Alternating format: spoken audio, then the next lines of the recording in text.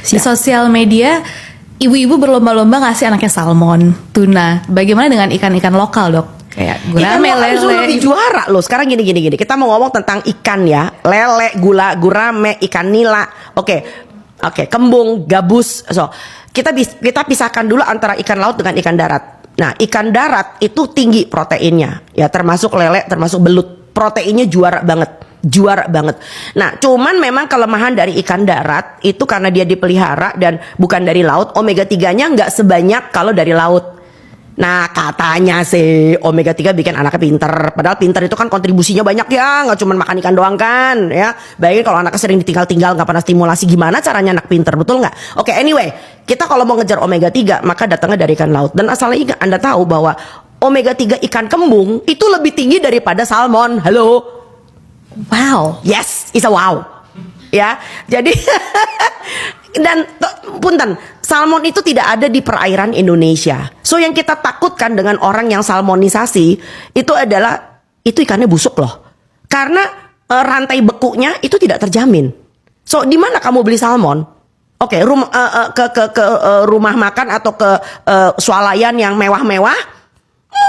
Mungkin pemasoknya oke banget sampai dari lautan Atlantik atau dari New Zealand atau dari Norway, itu Anda pertahankan bekunya. So it should be transferred as frozen, ya kan? Nah, tetapi kalau di tengah jalan tiba-tiba leleh, beku lagi, leleh lagi gitu loh. Makanya kenapa salmon di tanah air kita rasanya amis. Tahu nggak amis itu artinya apa? OTW pembusukan. That's why. Yes. Coba kamu makan salmon di Australia, nggak ada amis. Anda makan salmon di Eropa, nggak ada amis. Karena amis itu adalah OTW pembusukan. Itu berlaku untuk telur, berlaku untuk daging, berlaku untuk ati ayam, berlaku any kind of fish. So when you feel like kok asem, kok amis ya baunya, itu OTW pembusukan. Ikan segar baunya bau laut, tapi nggak amis. Makanya ketimbang sok gaya-gayaan, salmonisasi, yuk makan ikan kembung, makan ikan tenggiri. Apalagi Indonesia Timur ya, wow, itu tunanya kita punya ikan sebelah, kita punya ikan kudu-kudu, ikan papakulu, ikan sukang. Ini kalau ngomong bisa sampai besok pagi nih.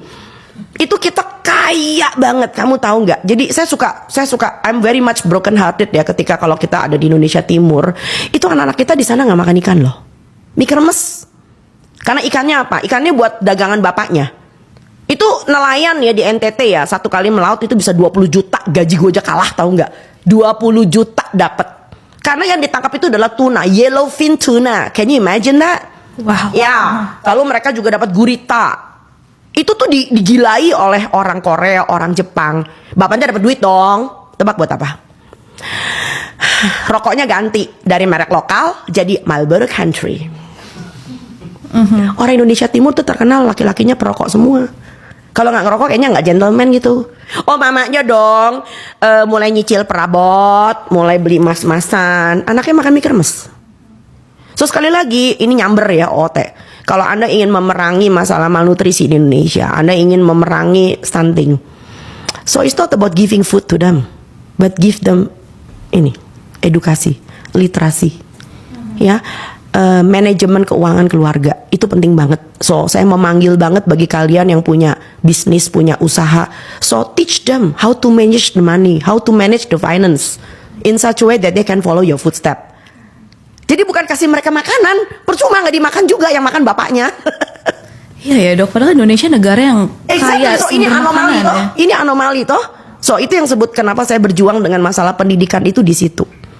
Tanah air kita kaya banget. So itu anomali banget, ironi banget kalau ada anak stunting. It doesn't make sense to me.